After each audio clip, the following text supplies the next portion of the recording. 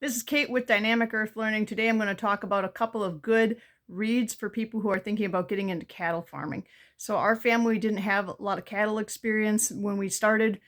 This is about our 5th year working with cattle, and we needed some resources to really help us, guide us. You know, it's expensive to call a vet all the time, and although there are other family members and farmers in the area, you also don't want to be calling them with every little question. So the first book that I want to talk about is Storey's Guide to Raising Beef Cattle. And this has been a really great book. It's a reference series, so it takes you through all about how to set up your pen and a lot of handling, health, breeding issues, caring for calves, calf health, issues buying and selling. It's really kind of an all-encompassing book that talks a lot about some of the common problems and things that you'll encounter with raising cattle. And I highly recommend getting this book when you start thinking about getting into cattle, because you can go ahead and read through it in the evening before you own your cattle, and it'll help you make sure you have a healthier herd and a more productive start.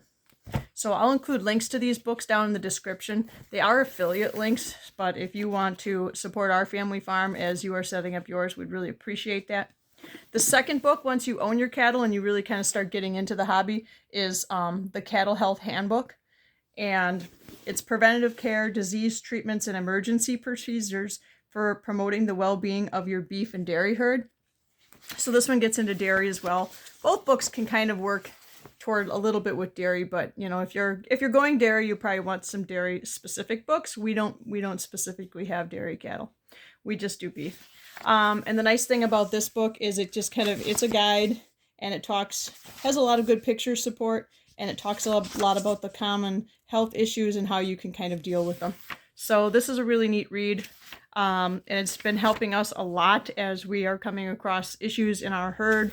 And you know, once you get a number of cattle out there, they're out there grazing and things, and health problems just happen no matter how hard you try to keep your herd healthy. So it's really important.